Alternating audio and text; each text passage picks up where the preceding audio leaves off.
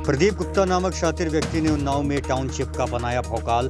फिर प्लॉटिंग के नाम पर लोगों से ऐंठने लगा मोटी रकम। प्रदीप गुप्ता के विरुद्ध कानपुर के कई थानों में प्राप्त हुए शिकायती प्रार्थना पत्र।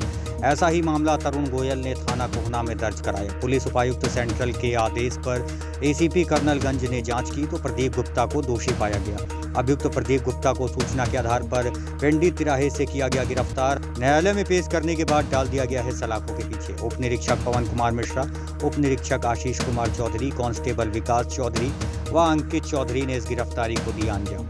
इसमें जब इसकी समीक्षा की गई तो एक प्रदीप गुप्ता करके जिनके खिलाफ 4 एप्लीकेशन डिफरेंट थानों से आई थी और उसकी जब समीक्षा की गई मीटिंग में तो ये पता चला कि इनके द्वारा एक उन्नाव में जस्ट गंगा जी उस पार इन्होंने एक टाउनशिप काटी और टाउनशिप काटने के आधार पर इन्होंने फिर लोगों से पैसा वसूलना शुरू किया।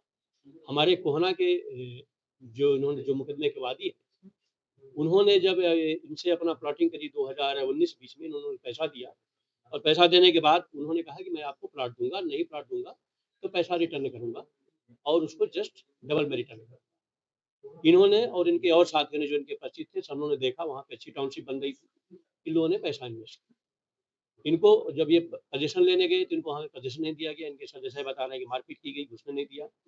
फिर इन्होंने जब कंप्लेन करी तो इन्होंने इनको चेक दिया। चेक देने के बाद जब इन्होंने कोर्ट में लगाया तो कुछ के चेक बाउंस हो गए और कुछ के चेक पे उन्होंने स्टॉप पेमेंट लगा। ये 1.5 साल तक इनको ढूंढते रहे कि ये मिले। बीच में उन्होंने जो लाल बंगला पे रहते थे वहां से उन्होंने अपना मकान बदल दिया। 1.5 साल तक इनको तलाशते रहे, जब पता नहीं चला। एक बार इनको पता चला तो फिर चकेरी पे गए, वहां पे इनके साथ फिर मारपीट की गई। और जब ये पूरा अभियान चला है तो तमाम स्रोतों से जो जानकारी मिली हम लोगों को उसके आधार पर आज मुकदमा लिखा गया। इसकी एसीपी कर्नलगंज अमित ने जांच करी थी और उस जांच के आधार पर प्रदीप गुप्ता की गिरफ्तारी करके रिमांड लेकर के जेल में भेजा गया है। अभी तक हमारे पास 9 लोग जिनसे डिफरेंट लोग आए हैं और उन्होंने दिया है। 4 तो कंप्लेन आ गई है। जाहिर सी बात है टाउनशिप है वहाँ पे, तो टाउनशिप में बहुत से लोगों ने पैसा इन्वेस्ट किया होगा। अब जैसे जैसे लोगों को पता चलेगा वो अपना आएंगे, क्योंकि इनको भी ढूंढने में 1.5 साल लगा है। जाहिर सी बात है और लोग होंगे, इसके माध्यम से आपके माध्यम से पता चलेगा।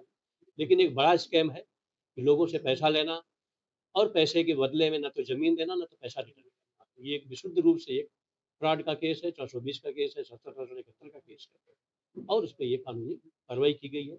हमारे पुलिस कमिश्नर सर की जो मंशा है कि अपराधियों पर सख्त कार्रवाई हो और प्रभावी कार्रवाई हो, उस ऑपरेशन महाकाल में ये कार्रवाई की गई है और फिट केस को सेलेक्ट किया गया।